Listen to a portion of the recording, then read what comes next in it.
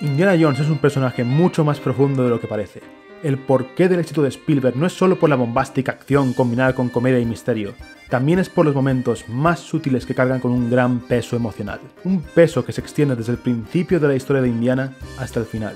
Una historia en la que vemos cómo redescubre la bondad de su interior y aprende a compartirla y legarla a otros.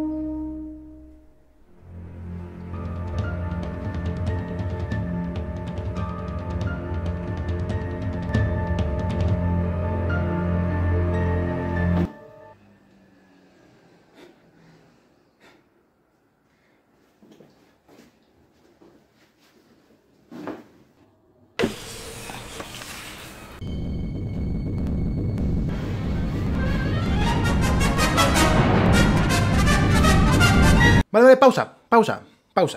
Sí, la aventura, el misterio, las trampas, los desafíos, el mitos, todo eso está muy bien. Es parte de por qué Indiana Jones se convirtió en una de las franquicias más populares y exitosas del cine.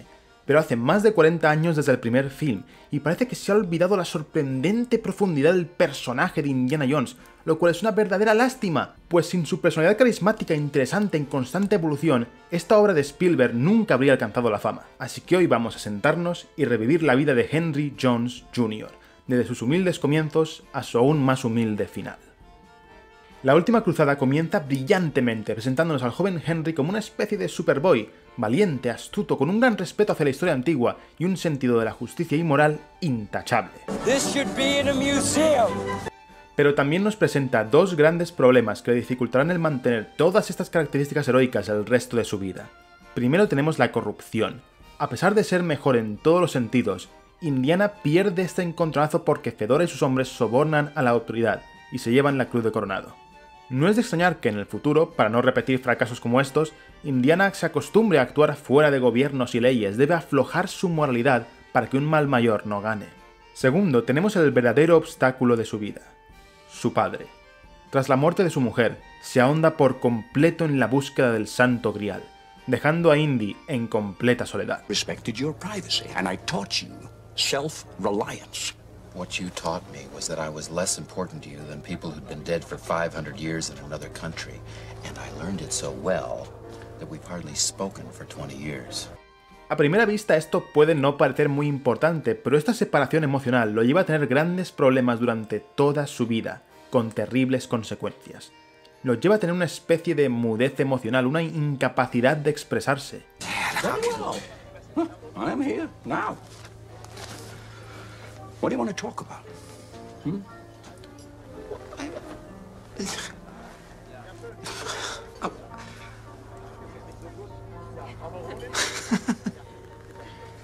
En busca del Arca Perdida nos presentaba a Indiana Jones como un héroe. Por eso es tan brillante que Spielberg decidió hacer de la siguiente película una precuela. Al comienzo del Templo Maldito, Indiana es casi tan miserable como Belloc. Su introducción es venderle una reliquia a un mafioso, toma como rehén a una inocente y amenaza con matarla si no se cumplen sus exigencias. You and I are very much alike. Cuando las circunstancias de la película hacen que acabe en un pueblo de la India en la más absoluta de las miserias, imploran a Indiana que actúe como un héroe, pero este se niega en rotundo. Ha cerrado su corazón a nadie que no sea él mismo, y se esfuerza en que no le importe nada. Quiere a tapón, pero se niega a demostrarlo, como si tener amor fuera algo que lo pudiera debilitar. Siente lástima por los pueblerinos, pero no los ayuda. Incluso cuando un niño que escapa del palacio del Maharaja muere de inanición y cansancio ante sus ojos. Tan solo marcha cuando se entera de que en el palacio se encuentran las piedras Sankara. Incluso su romance con Willy se utiliza para mostrar esto. Con Marion hay amor de verdad. Con Willy, ambos se utilizan mutuamente para alimentar sus egos con su ligoteo. Pero todo cambia con esta escena. El nacimiento del héroe más sutil pero poderoso de la historia del cine. Indiana se hace con las piedras, con un rostro de total obsesión como la que movía a su padre, pero cuando va a marcharse, se sorprende a sí mismo al descubrir que no puede. Ha sido testigo de rituales horribles, puede ver la piel arrancada de los prisioneros, puede oír los lamentos de los niños esclavizados, y en vez de huir, se adentra en el infierno. Es un literal descenso a los infiernos. Tras fracasar, ser poseído y ser rescatado, Indiana Jones es un hombre cambiado, y tiene este gran momento en el que por fin muestra vulnerabilidad y amor hacia otro. Indy, what's that? I'm sorry, kid. Y por supuesto, es la primera vez que habla como un héroe. Now let's get out of here. Right. All of us.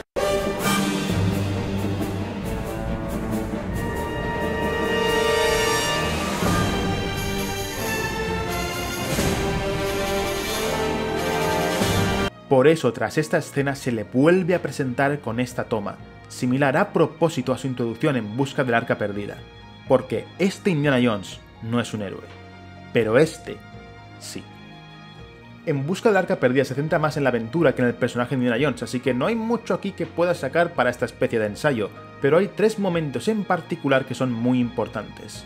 En orden, primero tienes la icónica escena de los besos. No es solo por ser muy graciosa, sino porque vemos cómo este dilema de Indiana de mostrar sus emociones se le escapa durante un instante. La escena comienza con Indy quejándose y enfadado, pero en cuanto Marion le da el primer beso, Indiana queda completa y totalmente desarmado. Se ha enfrentado a cientos de peligros mortales, pero pedir el amor que desea le sale con vergüenza, peor que a un niño pequeño. Segundo, tenemos que, aunque ahora sea un héroe, sigue teniendo esa obsesión por la reliquia y el misterio que tenía su padre, ya que en esta escena, lo correcto habría sido que Indiana destruyera el arca como amenaza, pero no puede. No puede destruir algo que considera tan valioso. Pero aún dentro de eso tenemos el tercer momento, porque puede que necesite saber qué ocurrirá cuando la abren, pero posee algo que los nazis y Belloc no. Humildad e inteligencia que lo guían a cerrar los ojos, salvándose de la furia divina en el último momento.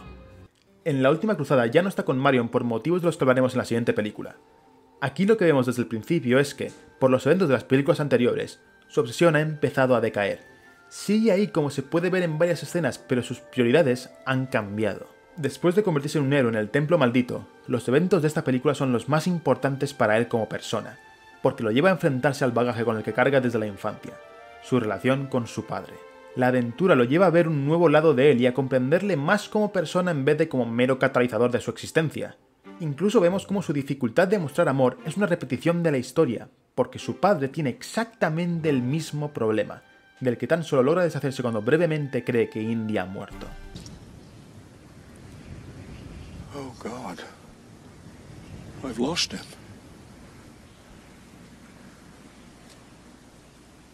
And I never told him anything. I just wasn't ready, Marcus. 5 minutes would have been enough.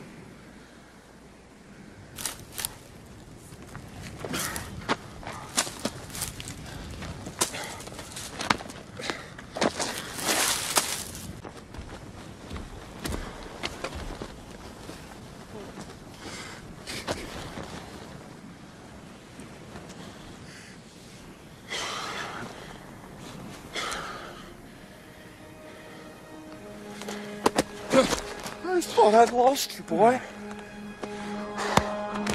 I thought you had to, sir.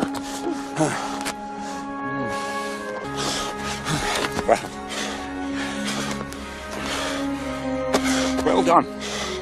La película, inteligentemente, pone en peligro la vida de Henry para que la tensión no sea si Indy se hará con el Santo Grial, está claro que sí. La tensión es si logrará salvar a su padre. Y en ese esfuerzo, Indy demuestra de forma definitiva que es un héroe al superar las 4 pruebas, mostrando 4 virtudes: penitencia, inteligencia, fe y humildad. Pero la película nos muestra una quinta prueba. Mientras el templo se hunde, Indy intenta hacerse con el Grial. Esto no es la misma obsesión de su pasado, es otra que vemos a medias durante la película, es la obsesión de ser amado por su padre, algo con lo que lleva lidiando desde niño. Si consigue salvar el Grial, obtendrá ese amor. pero Henry le hace ver su error con una sola frase. Indiana. Indiana.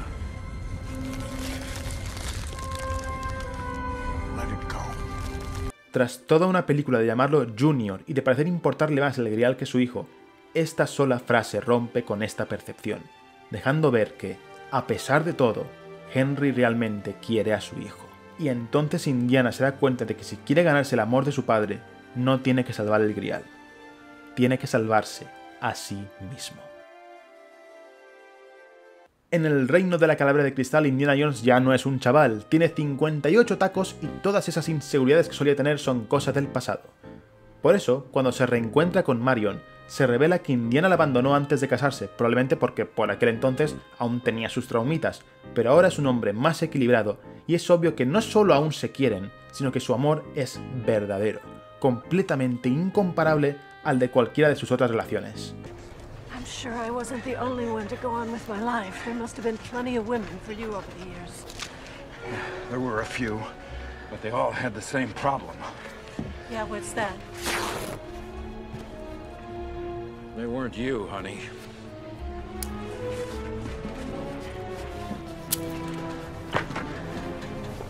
¿Es que lo estáis viendo? Cuando están juntos es como si recuperaran la juventud. Él vuelve a ser un ligón y ella vuelve a ser una jovencita embobada. Y como se ve en algunas partes de la última cruzada, es más parecido a su padre de lo que cree, porque en cuanto se entera de que Matt es su hijo, su personalidad cambia de tío guay sensato a padre cascarrabias. Indy, He's a good kid, Marion. You should get off his back about school. But, Not everybody's cut out for it. his name is Henry. Henry, good name. He's your son. My son? Henry Jones III. Why the hell didn't you make him finish school? Aunque algo tarde, esta película le da el final feliz que merece. Y cuando se anunció el dial del destino, todos nos preguntamos si ese final feliz se mantendría o se fastidiaría. Se decidieron por lo segundo, y a primera vista es una putada, pero lo hicieron de la forma más brillante posible. Indiana Jones está roto. Ha perdido a su hijo, se ha separado de Marion, ya no se va de aventuras, su oficio como profesor ya no tiene ningún sentido, está verdaderamente solo.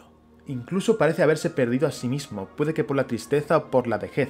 Es deprimente ver cómo Indiana se topa con los neonazis. En vez de enfrentarse a ellos o intentar huir, llama a la policía con miedo y desesperación.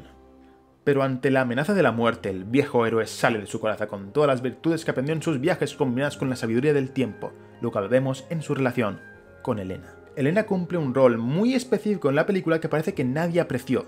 Tras su engaño, se os introduce como es debido al personaje en esta escena. ¿Os suena de algo? Os dejo un rato a ver si lo pilláis. Vale, Elena está en un país exótico vendiendo una reliquia a criminales por pasta junto a un chaval al que ha reclutado. ¿Os suena ya? Es exactamente igual al inicio del Templo Perdido. Esto está hecho muy aposta para demostrar cómo Elena está en el mismo lugar en el que estuvo Indiana al principio de sus aventuras, actuando de forma egoísta, ocultando sus emociones como si la hicieran débil, ligando con todo lo que se mueve, traumada por su experiencia de crecer con un padre obsesivo. Y ahí es donde entra Indiana Jones, que ve con claridad todo esto porque él estuvo en su lugar, y su rol durante casi toda la película es el de maestro, intentando ayudar a Elena a dejar de mentirse a sí misma, intentando que sea mejor de lo que es. Y eso nos lleva a la mejor escena de la película. Could go back in time. What would you do? Witness the Trojan War? Check in on Cleopatra? I'd stop my son from enlisting. Did he sign up to please you? No, he signed up to piss me off. Well, how would you have stopped him?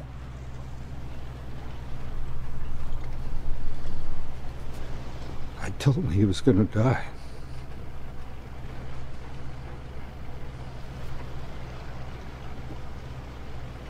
I told him that his mother would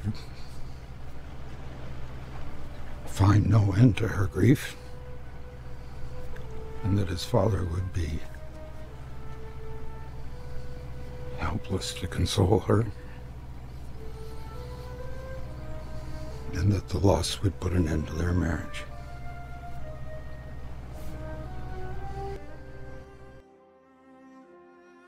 ¿Creéis que el viejo Indiana Jones se habría atrevido a abrirse así? ¿A mostrar su dolor y sufrimiento? ¿A admitir que su mayor deseo es algo tan simple pero poderoso como salvar a un hijo para que sus padres no sufran? Esta escena es la que hace darse cuenta a Elena que Indiana tan solo está intentando ayudar. No hay ninguna maldad, ni siquiera ningún egoísmo en sus actos. A partir de aquí, Elena ve a Indy como el maestro y padre que es. Y eso es lo que la lleva a mejorar a través de él, al fin teniendo esta figura paterna llena tanto de amor como disciplina que no pudo tener de su padre biológico. Y por esta escena Elena puede devolver esa sabiduría y amor en el momento de mayor debilidad de Indiana. Cuando acaban en el pasado, Indy quiere quedarse.